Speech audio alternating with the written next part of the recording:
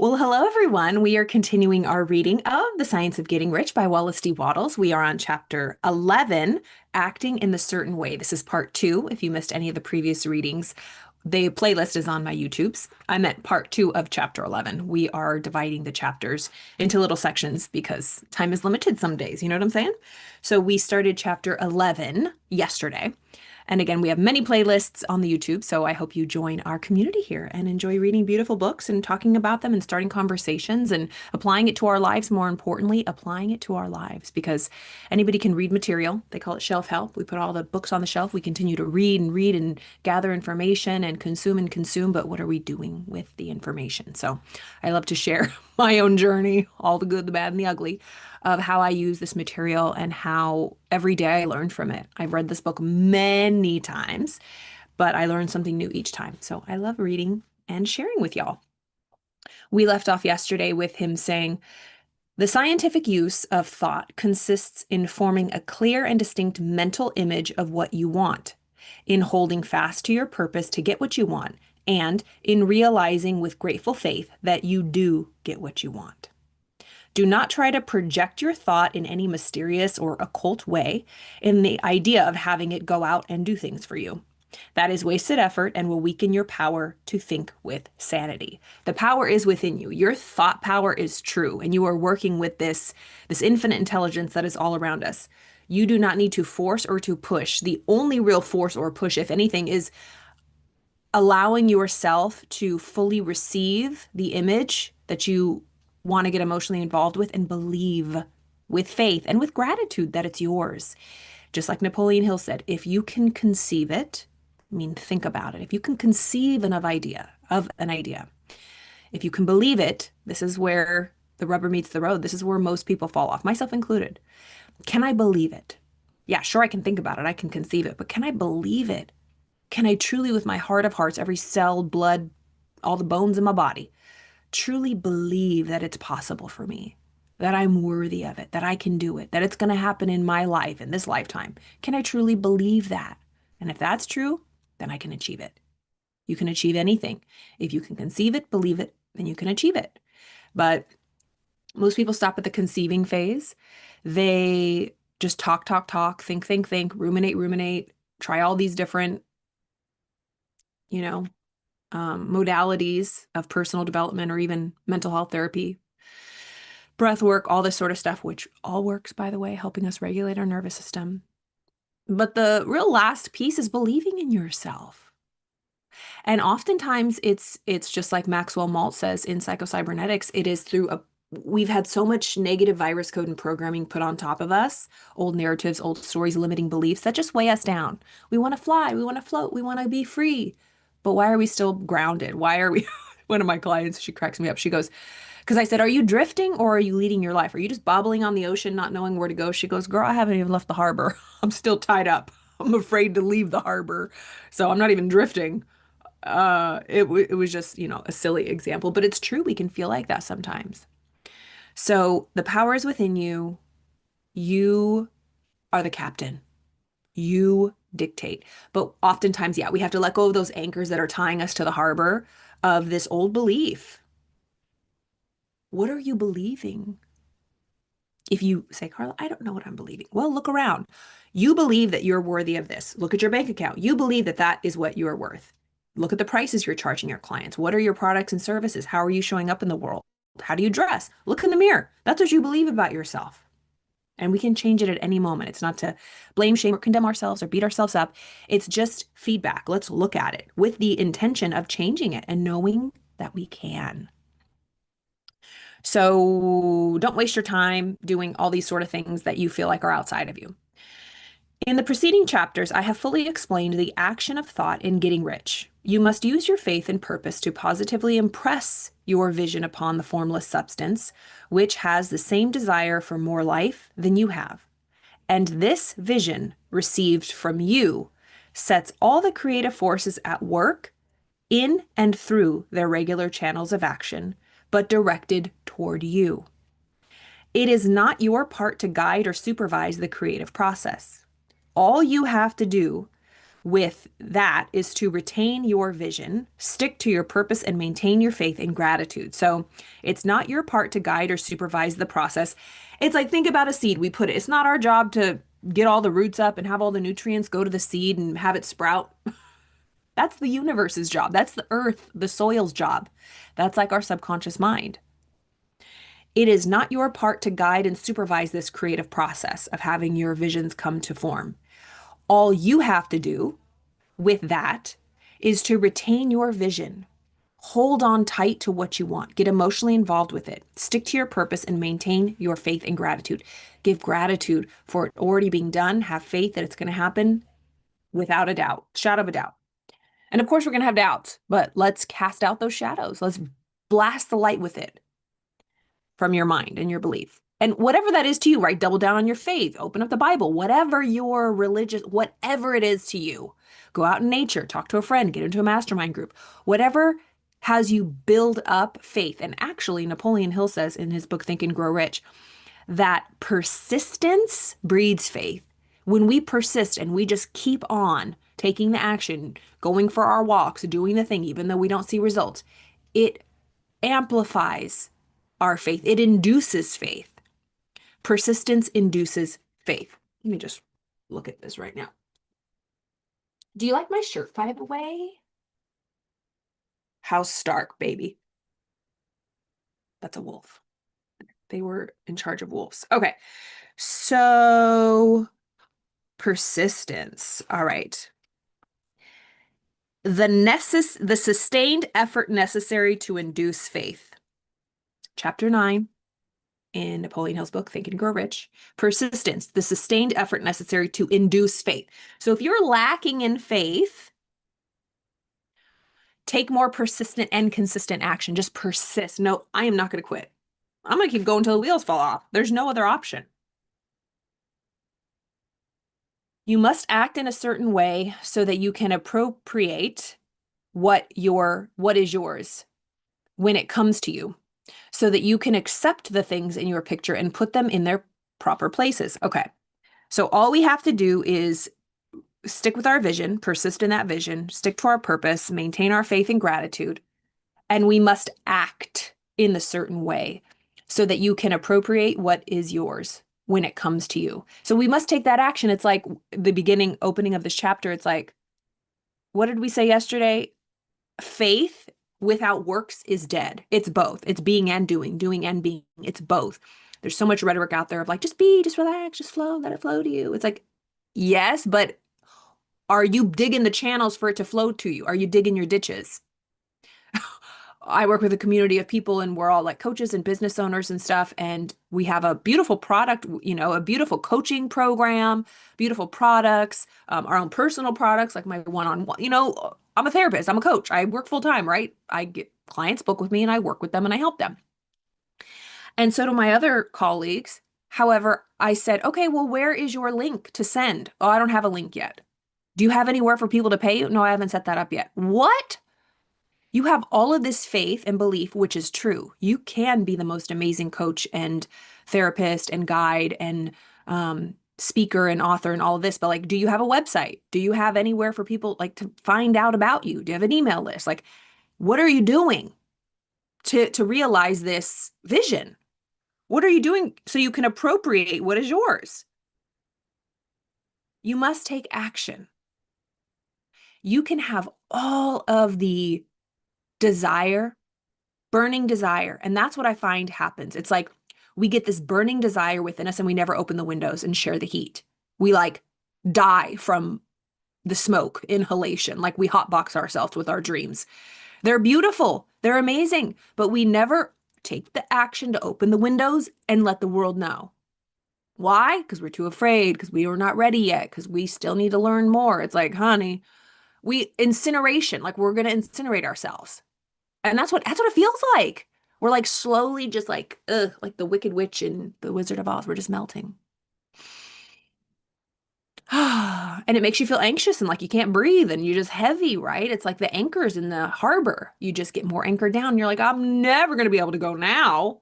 I can't even go drifting. Forget about leading. So it's about letting go and releasing. All right. So, you can readily see the truths of this. When things reach you, they will be in the hands of other people who will ask an equivalent for them. All right, let me read that again. You can readily see the truth of this. When things reach you, they will be in the hands of other people who will ask an equivalent for them. You can only get what is yours by giving the other person what is theirs. Your pocketbook will not become bottomless. It will not always be full of money without effort on your part. Receiving is the crucial part. Receiving is the crucial point in the science of getting rich, right here, where thought and personal action must be combined. Receiving is the crucial point in the science of getting rich, right here, where thought and personal action must be combined. There are many people who, consciously or unconsciously, set the creative forces in action by the strength and persistence of their desires. However, they remain, pardon me,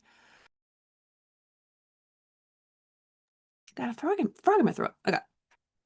There are many people who, consciously or unconsciously, set the creative forces in action by the strength and persistence of their desires. However, they remain poor because they do not provide for the reception of the thing they want when it comes. All right, let's look at that. There are many people who, consciously or unconsciously, set the creative forces in action by the strength and persistence of their desires. They get their desires up, they conceive it, they even believe it.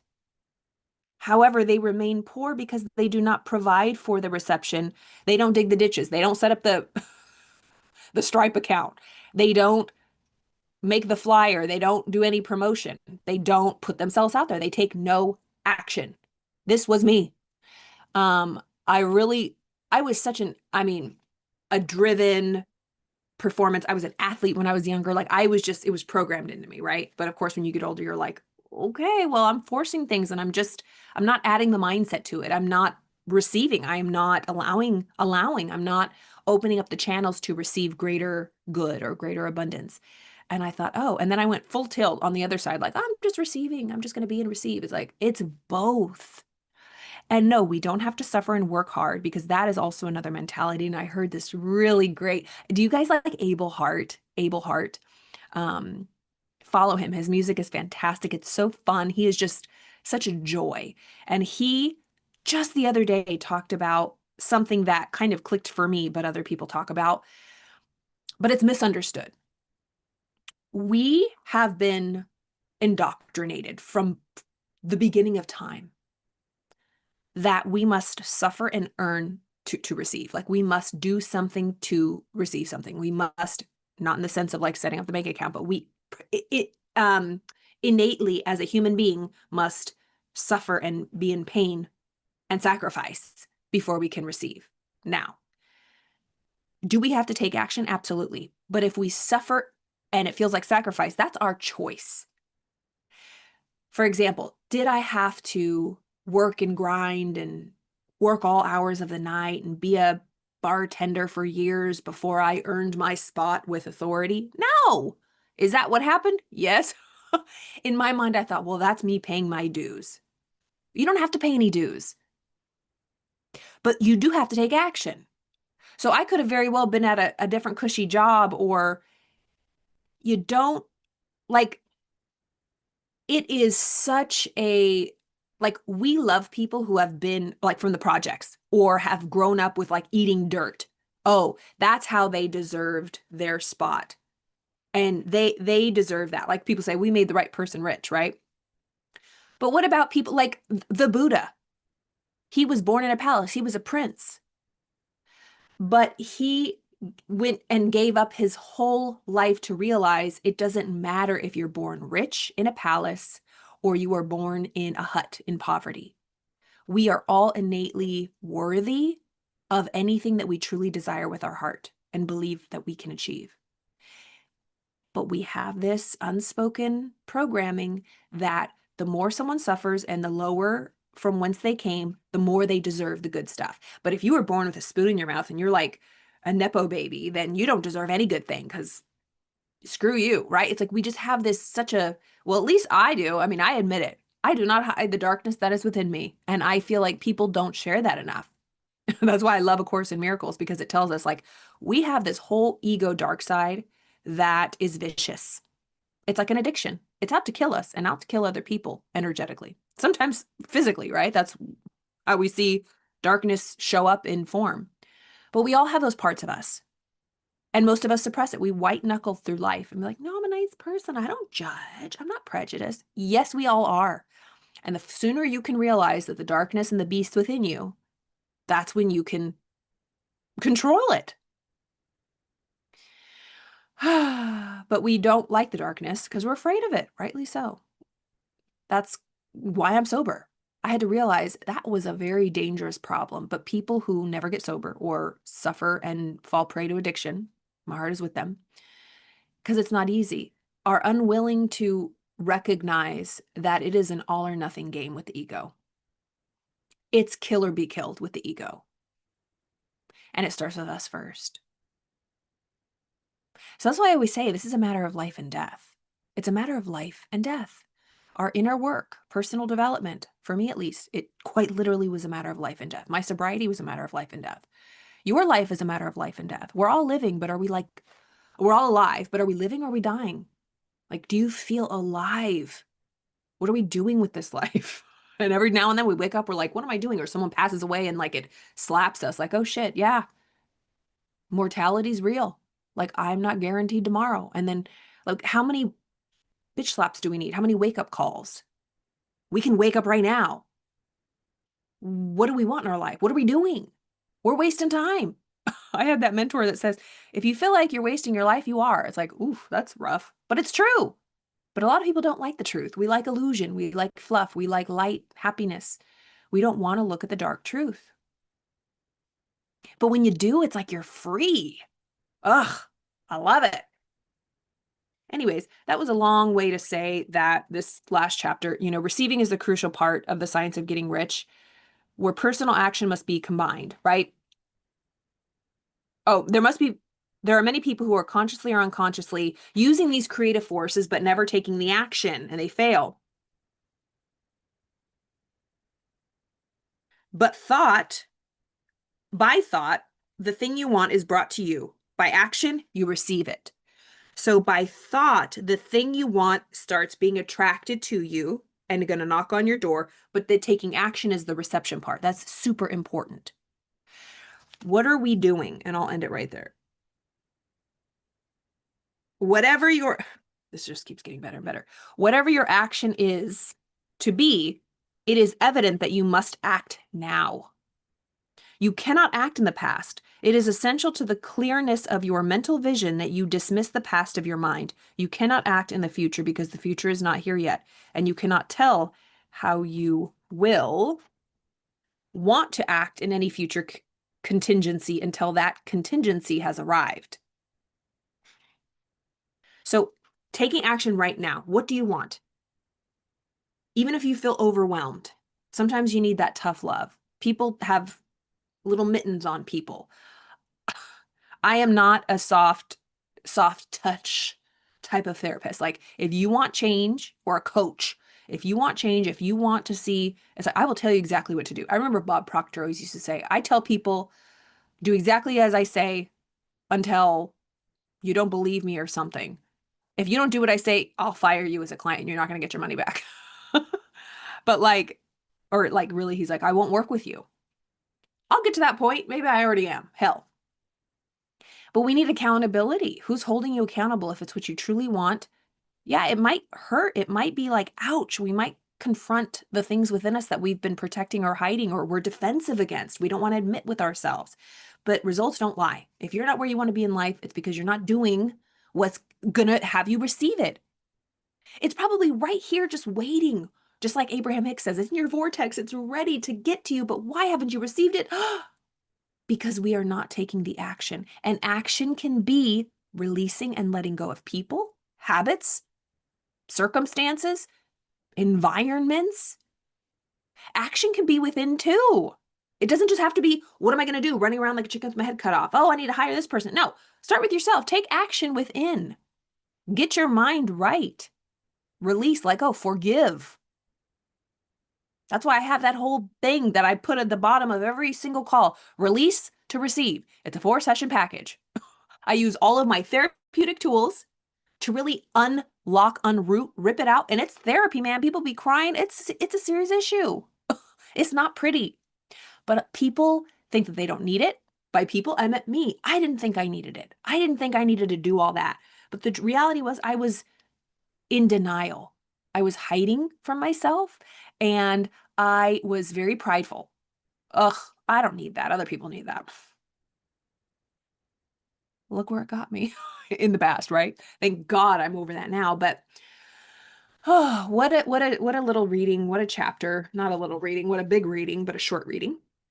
So we'll continue chapter 11 tomorrow. Probably finish it tomorrow.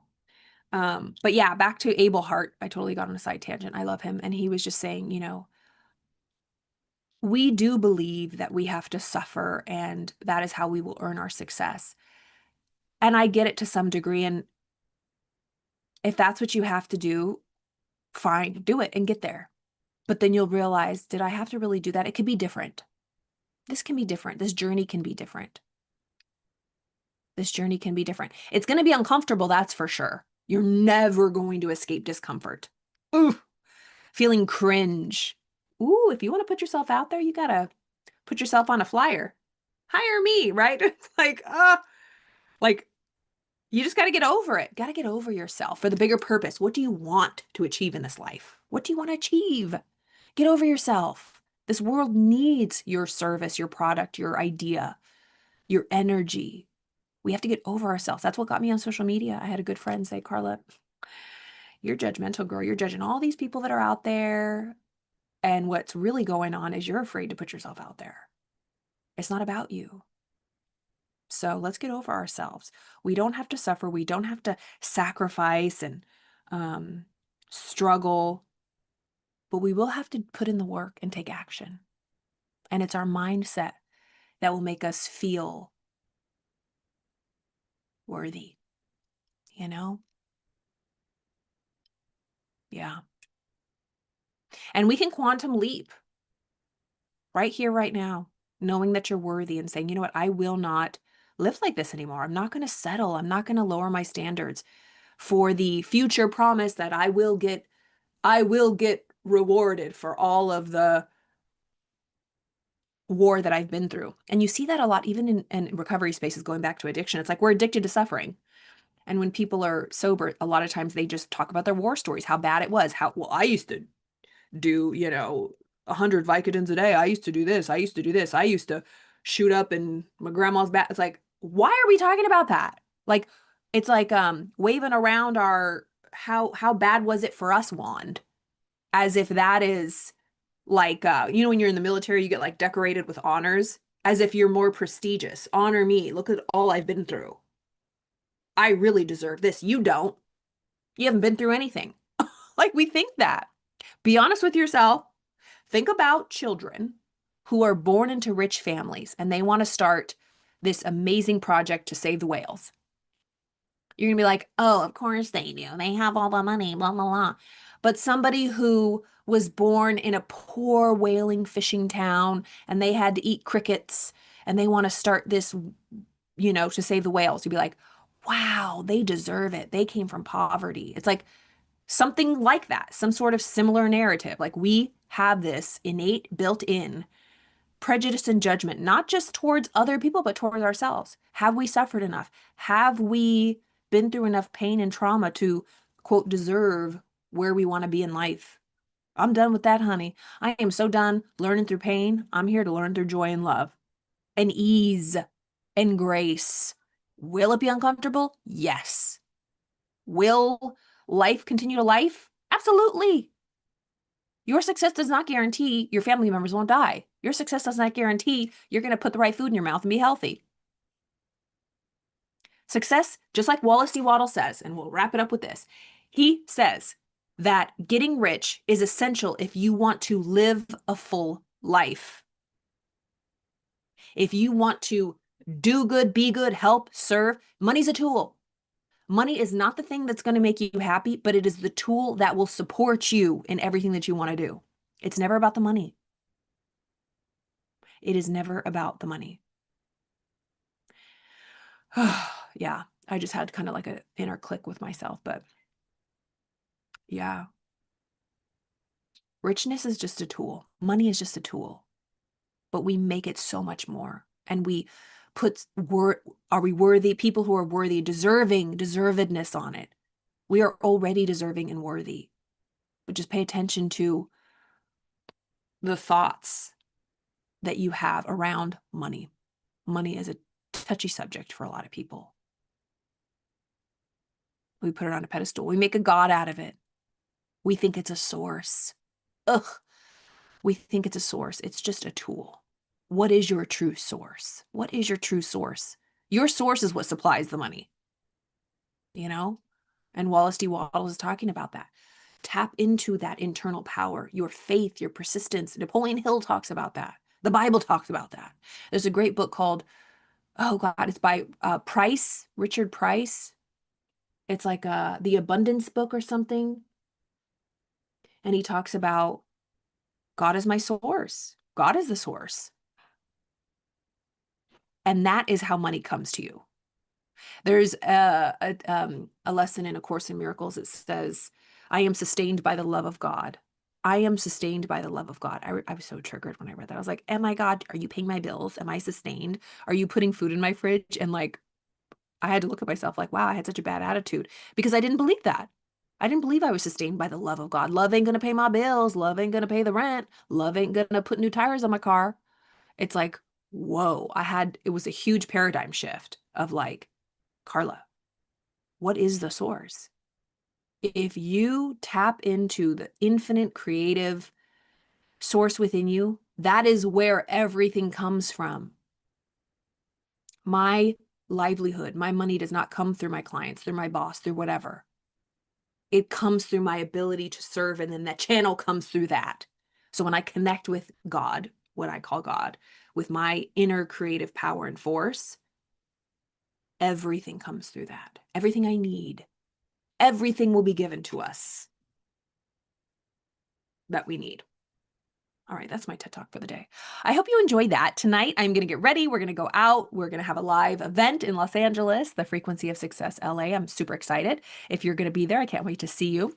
I'll tell you all about it tomorrow. And I hope you have a beautiful day. If you have any questions, reach out. All of my information is below. And again, all of the playlists are here on the YouTubes if you missed any of the previous readings. So thank you all. I will see you tomorrow.